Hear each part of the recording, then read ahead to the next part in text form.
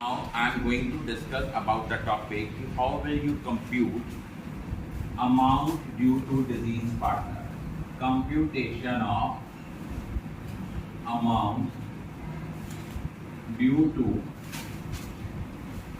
diseased partner कि जो partner जिसकी डेथ हो रही है उसको कितनी अमाउंट ड्यू है, इसको कैलकुलेट कैसे करेंगे।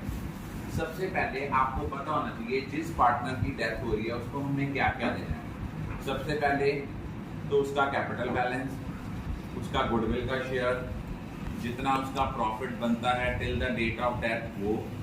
उसके बाद अगर उसको कोई रीवैल्यूएशन पे गेन हो रहा है तो उसका गेन में जो शेयर है, लॉस हो रहा है तो लॉस का शेयर, उसका share of accumulated profits and reserve, interest on capital till the date of death, salary, और उसके बाद कौन कौन सी अमाउंट डेबिटेड होनी है। कोई शेयर ऑफ लॉस है, कोई शेयर ऑफ रीवैल्यूएशन लॉस है, कोई शेयर ऑफ अकमुलेटेड लॉसेज हैं, ड्राइंग्स हैं, इंटरेस्ट ऑन ड्राइंग्स हैं, या उन्होंने कोई एडवांस किया है। Now today I am going to discuss about how will you prepare deceased partners capital account. Today I will discuss the format of diseased partners capital account. Listen it carefully. Basically, it is the base of entire death of partner topic. Diseased partners capital account.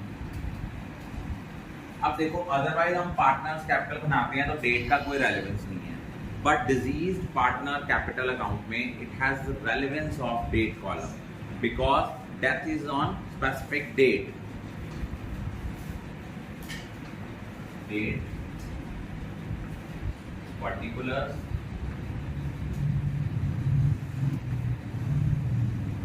Then next amount, date,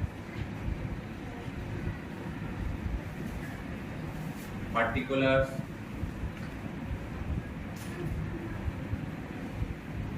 amount।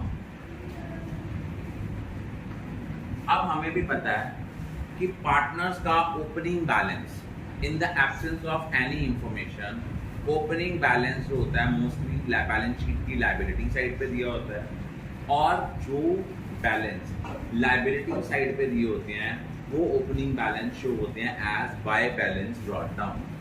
ये आ गया जितना उनका capital balance है by balance brought down as per balance sheet. But एक चीज याद रखना, if the balance is given on asset side then the opening balance will be shown as to balance brought down. To balance brought down कब आता है? If balance shows on asset side। अब हमने देखो जो आइटम पार्टनर का capital balance को increase करती हैं, these will be shown on the credit side। वो क्या क्या है? सपोज डिजीज्ड पार्टनर का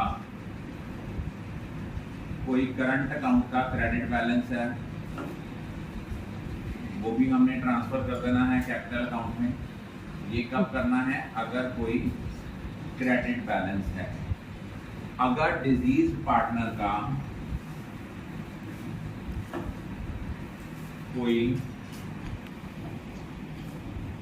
करंट अकाउंट का डेबिट बैलेंस है then it will be shown on debit side. उसके बाद कोई अगर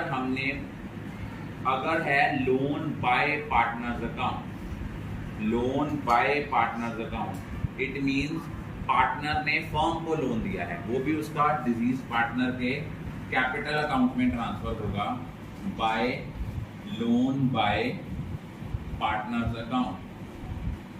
और अगर फर्म ने पार्टनर को लोन दिया है तो वो फर्म के लिए क्या है? एसेट है, वो डेबिट साइड पे आएगा, वो होगा to loan to partner account. Loan by partner firm की लायबिलिटी है, लोन टू पार्टनर फर्म के लिए एसेट है।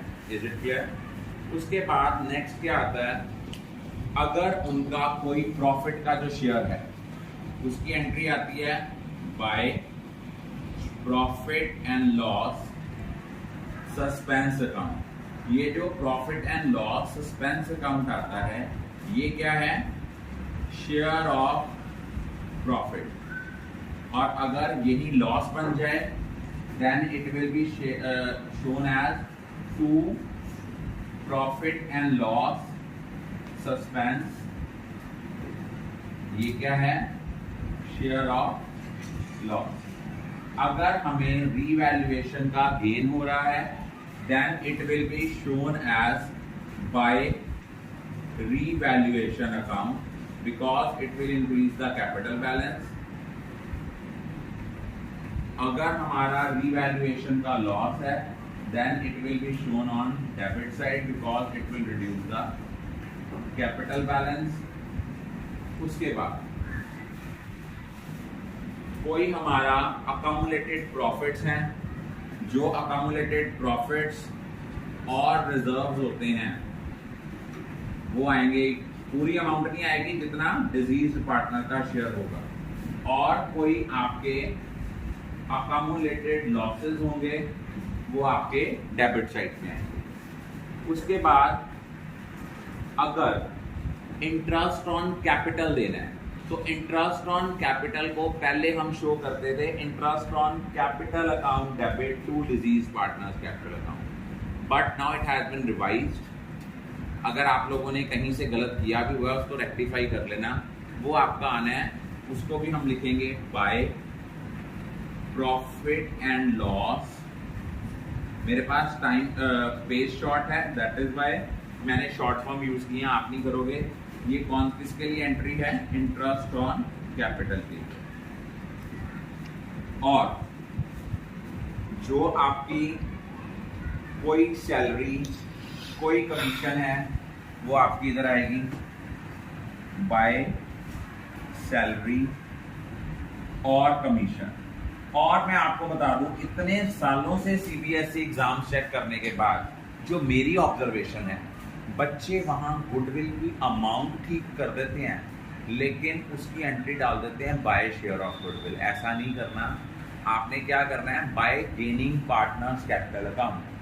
Suppose X Y Z 3 partner हैं, उनमें मान लो वाई की डेथ हो रही है तो गेन आ रहा है एक्स और जेड को, ये आना है by X capital account. By no doubt mathematically question ठीक हो जाना है, अमाउंट आपकी आ जानी है, लेकिन कंसेप्चुअल वाइज ये क्या है आपका, शेयर ऑफ गुडविल। और अगर प्रॉफिट में भी केस में क्या होता है कि अगर प्रॉफिट की एंट्री डालनी है और जिस जो पार्टनर्स हैं उनकी प्रॉफिट शेयरिंग रेशियो चेंज हो रही है, एंट्री होती है gaining partners capital account debit to deceased partner capital account. अब आपका कौन कौन सी चीजें रह गई, कोई आपकी ड्राइंग्स हैं, कोई इंटरेस्ट ऑन ड्राइंग्स हैं, कोई गुडविल जो आपकी ऑलरेडी एग्जिस्ट कर रही है, वो सारी की सारी नहीं देनी, जितना उसका शेयर है। और बैलेंस जो है वो हमने कहां ट्रांसफर करना है, बैलेंस को हमने टू बैलेंस कैरी डाउन नहीं लिखना, मेजॉरिटी स्टूडेंट्स ये गलती करते हैं, उसको आपने लिखना है to deceased partners executor account. Again, I am going to repeat it. I have discussed today about the computation of amount due to deceased partner. हमने कितनी अमाउंट डिजीज पार्टनर को पे करनी है, उसको कैसे कंप्यूट करना है, कौन कौन सी आइटम क्रेडिट होनी है, कैपिटल बैलेंसेस, रीवैल्यूएशन का, share of revaluation profit, share of accumulated profits and reserve, share of profit, interest on capital, then next interest on capital के बाद सैलरी और कमीशन एंड गुडविल जितना उसका शेयर है। और डेबिटेड कौन कौन सी आइटम्स करते हैं, अगर कोई पार्टनर का कैपिटल बैलेंस एसेट साइड पे दिया it will be shown on to balance brought down. अगर लोन बाय पार्टनर है it will be shown as on the credit side by loan by partners account, इससे उसका capital balance बढ़ेगा क्योंकि firm ने पैसे उसको देने हैं, फर्म की लायबिलिटी को इंक्रीज करना। और अगर लोन टू पार्टनर है, ये फर्म का एसेट है, इससे उसका कैपिटल बैलेंस रिड्यूस होगा। That is why it will be shown on debit side. कोई शेयर ऑफ लॉस है, रिवैल्यूएशन का लॉस है, अकमुलेटेड लॉसेस हैं, ड्राइंग्स हैं, इंटरेस्ट ऑन ड्राइंग्स हैं, या आप लोग कोई गुडविल ऑलरेडी जो एग्जिस्ट कर रही है, वो सारी गुडविल नहीं, सपोज 10,000 गुडविल एग्जिस्ट कर रही है, उसमें उसका शेयर बनता है 1/4, तो 2500 टू गुडविल आना। और रिमेनिंग अमाउंट हमने उसको बैलेंस कैरी डाउन नहीं लिखना, उसको लिखना है to deceased partner executor account. I think all of you are clear.